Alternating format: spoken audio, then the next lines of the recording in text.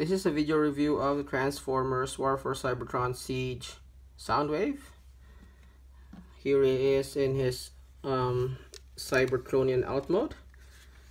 It doesn't say what he is in the packaging, but he looks like some sort of troop deployment slash battle sled hovercraft, I guess. He comes with the now standard battle damage slash silver paint, dirt. That's prevalent in all the siege figures, I guess. There's a bit of the silver paint here at the bottom of the top, at the top part of the vehicle, on the sides, even on this part which becomes his wings, his arms, and here at the back. Surprisingly, nothing at the front. So you can see they don't even try to hide his arms and legs, which I guess is fine. I guess it's better to sell him as a ship than a street lamp. At the back, this is his robot mode chest, and the button here, if you press it, it basically deploys the whatever cassette you have here. I currently have Laserbeak, so if I press this, it'll just basically throw him out. So both Laserbeak and Ravage will fit in this little cavity, and it clicks into place. So here's how he looks without a cassette inside. Pretty neat. So here he is side by side with some of the other siege figures. So here he is beside another Voyager, Optimus Prime. He's about the same length and the same height. Right off the bat, I can say he shares a bit of, in terms of the design elements. I don't think he's a retool, but he shares a bit of the engineering, especially in the legs. As you can see, right, the front of the truck becomes Optimus Prime's chest, while the back of Soundwave becomes his chest, and the legs, which are the front of Soundwave, is the back of Optimus. Again, I'm not saying he's a retool or a repaint. The engineering is a bit different, but he shares a bit of the design details. Here he is beside another siege figure, Deluxe Hound. So you can have a sense of a scale. And then here he is with, I guess, a standard Combiner Wars slash part of Prime's figure, Blackwing. Well, Blackwing is a pretty big deluxe. But anyway, that's it. And here he is beside, or I guess beside Ravage. There you go. Now to transform him, first thing you'll do is remove all these weapons. So he has this weapon which will become his shoulder cannon, this other weapon which will become his standard blaster, and his other weapon neatly hidden here, which I don't know what it's supposed to be. I guess it's a pistol, but it folds out to form a, let's show it now, to form it actually combines with the other two weapons to form this well, it says it's something in the box, but I don't care for what it is. It looks like a, I don't know, a long rifle that can serve as a nunchuck or something. I don't know. I'll probably just give this thing to Siege Sideswipe. But anyway, setting those aside, transforming him, first thing you'll do is untap the arms from here, open it up, untab the top part here. That thing falls off quite often. Just set it aside. Untap that. Untap the legs. Okay. Fold these things down. During transformation, you just tab that button, that tab into that hole. Tab the other side. Fold them to the proper position.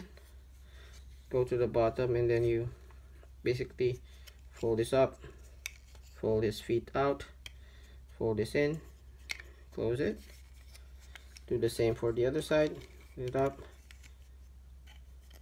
close it, and that's his legs. Tab this waist part together, and then go to the top, pull this out, fold open his head. Let me just reposition my camera. Okay, give us a bit more space.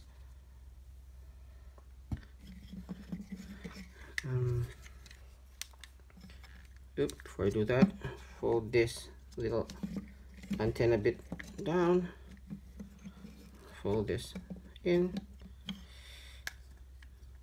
fold this sled thing in, and open up his arms. Same on the bottom, the other side. Fold that in, pull that in, fold the sled bit here, and open the other arm out. Okay, now it's about the time to tab this back in. It unpegs every time I transform it, but anyway, it just snaps on really easily back. And then the other one goes off anyway. Snap this on again. And then basically you peg that peg into that hole. Of course, Soundwave. And that peg into that hole and fold it down. There you go. These things you have the option. Okay, so these things on the shoulder, you have the option to keep it like that, or you put it down. Me, I just put it down to give a cleaner look. And then you get his weapon, shoulder cannon, put that there. You get his pistol, put it in his hand. And this one, you can put it on his hand or just put it aside. And that's it. That's Soundwave in his robot mode. And I think he looks great. Very G1. In terms of the whole look at him, let me zoom in closer. The head sculpt looks really great. Really G1. The chest is really banged up, but I think the look suits him. It's not too bad. The arm as well is also having this spell damage, which is fine. It is a bit hollow in the inside, which is unfortunate. I'm removing this gun. Let me set this aside as it's stupid anyway. The other one as well. You can see that one hand is a fist. The other one actually has a pointy finger. There. Which comes to play later on. As you can see, all these painted details and all the battle damage. From the side, he looks really clean, aside from this, which is not too bad. And from the back, similarly, is very clean as well, which is really good. Yeah, the same gimmick works where you you press this and it'll open the hatch. Then you can put basically laser beak or ravage there to complete the look. In terms of poseability, his head is on a swivel, which has a mild rocker as well. His arms are on full universal joints, so you can go all the way there, you can go all the way around. There is a swivel at the upper part of the arm. There's 2 joints in the elbow, meaning you can do that, which is good because you can pose him in a way that he's like pressing the button. You can actually press the button if you want, which is really good. He has a waist swivel, which he doesn't need, but he has, which is good. He doesn't need for transformation, but he has.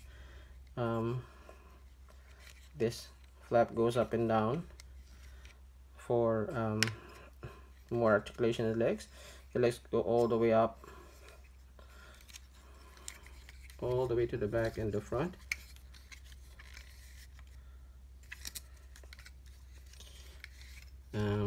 The upper leg is on a swivel. The knee is on a bend that goes up to 90 degrees. And the foot is on a mild ankle pivot. So due to the amount of pivot he has, he can't go too wide in his poses. But again, I guess this is Soundwave. You'll probably not pose him in that way anyway. One gripe I have, if you look at this shoulder cannon, there's a peg. You can't really peg this thing without making this crooked, so it has to be a little bit unpegged, which is, I guess, fine. I guess what can you do? Now for size comparisons, here he is with Siege Sideswipe, so he's a good size. Probably give Sideswipe that gun.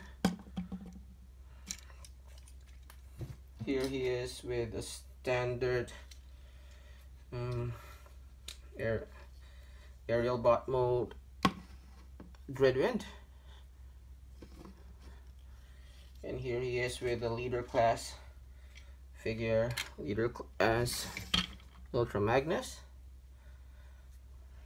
And I guess the most important comparison, here he is with the big guy himself, Megatron. So as you can see, Megatron is quite a bit bigger than him. I can't remember if he's supposed to be bigger. I was expecting they'd be about the same size, but anyway, if someone's gonna be bigger than him, might as well be Megatron, right? What else do I have here? And I have as well, if you guys are collecting Marvel Legends, here he is beside Paul Rudd. So yeah, about the same height as Paul Rudd. One other cool thing that I found was if you took Laserbeak, let me transform him quickly.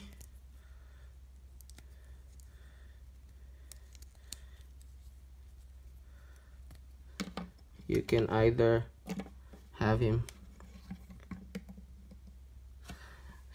standing on his arm, which is great, but also you can actually fold the legs up